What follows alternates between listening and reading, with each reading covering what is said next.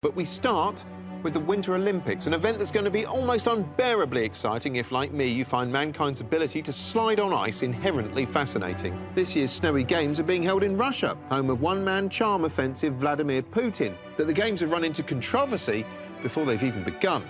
Given recent terrorist incidents, security is obviously a prime concern, but the reported $50 billion cost is also problematic. Another stumbling block is Russia's attitude towards gay people. You'd think Russia would be accepting of homosexuality, given one of their national heroes, Tchaikovsky, was homosexual himself, and also Red Square's so camp it looks like an even gayer Disneyland. As recently as 2008, Russia won the Gay Olympics, i.e. Eurovision, leading to triumphant and inspiring scenes as their gold medalist figure skating champion Yevgeny Plushenko joined Russell Howard in a black wig lookalike Dima Bilan on stage in a routine that incredibly, and indeed impossibly, made the Eurovision Song Contest look 10 times gayer than it is.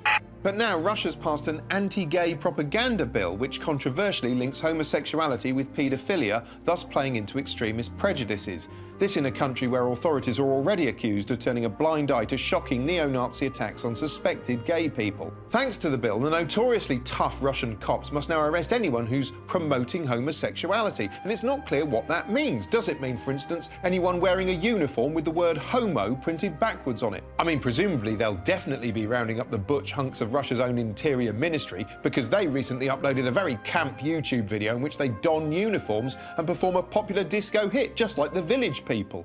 She's up all night to the sun, I'm up all night to get some. She's up all night for good fun, I'm up all night to get lucky. Of course, in Russia, a gay person's considered to have got lucky at the end of the night if they made it home alive. Depressingly, lots of Russians seem to think paedophiles and homosexuals are the same thing. In worrying scenes, ITN caught up with the none-too-bright leader of an anti-gay vigilante group who's essentially a Russian Philomena Kunk. Based on my personal statistics, 80% of pedophiles we catch are homosexuals. Personal statistics? I think that's a complex numerological term for numbers you've just pulled out of your arse. Channel 4 News caught up with one of the anti-gay law's authors, a sort of ginger David Brent with a curiously small office. Seriously, it looks like he's stuck in some sort of closet. Captain Hate here is convinced gays are after children. Why do they need our minors? Why cannot you survive just having your same-sex friend, having your common disease, together with him, venereal disease or AIDS, and to live with him? Well, you know what? I assumed this guy would be intolerant, but when you actually hear him lay out his case like this, he's really quite insane. One man who definitely won't be falling foul of any anti-gay law is President Vladimir Putin, who, as the eye-opening blanket coverage comprehensively proves, is 100% straight. He's a one-man heterosexual mega-bloke, repeatedly pictured in thrilling scenes, shooting his bolt, gripping his joystick, enjoying a ride with some leather men, practicing his disco hustle, stretching his pelvis, picking up a man and tossing him off, riding bareback with some cowpokes, getting stuck into a cockpit with his helmet all popping out the top, fisting an entire male hockey team and squeezing right up behind a young man holding on tight and shooting all the way up the pipe. They don't get straighter than him. Look, he's only kissing this fish because it's a woman. Whoa. Putin's Winter Games are now on a collision course with the anti-gay propaganda law, and it's not hard to see why. I mean, just look at the double luge, which, as you can tell from this forensic, dazzling and exciting coverage, is possibly the only sport in the world where two men could comfortably have anal sex in front of an audience without anyone really noticing. And they get to have a nice lie down and a tender cuddle. Oh. Russia has no openly gay athletes, a ridiculously outmoded state of affairs, a bit like Britain in the 1920s or the Premier League today. But will gay athletes from overseas be welcome at the Sochi Olympics? Well, the mayor of Sochi did his best to allay concerns by announcing there's no homophobia at all in Sochi, but only because there's no gay people at all in Sochi. We don't have them in our town. You don't have them in the town. You sure? I'm not sure. I don't bloody know them. I went to a gay bar last night.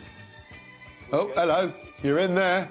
The mixed messages about what sort of reception gays can expect continued in these unusual scenes when President Putin sat down with a bunch of Olympic volunteers dressed like a gay Cirque du Soleil to say homosexuals are welcome to visit the Games if they can leave kids alone.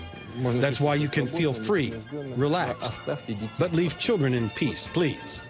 But if you're heterosexual, feel free to bother them.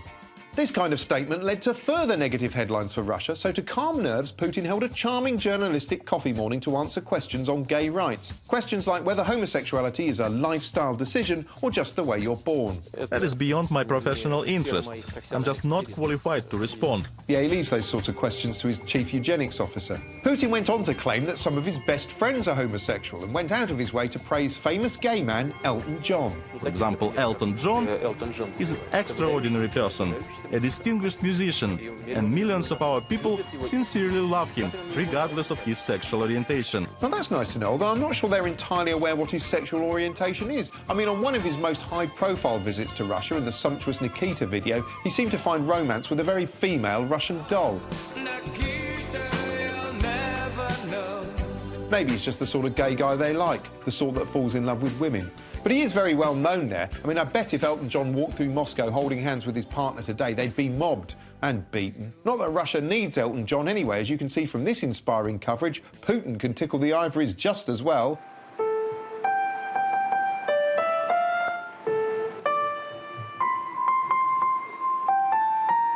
Anyway, the games are now incredibly close, and despite all the brickbats, Putin hopes they'll cause a shift in the way Russia's perceived by the rest of the world, and he's right, they have already. It used to be viewed as a corrupt, mafia-dominated state. Now it's seen as a homophobic ski resort.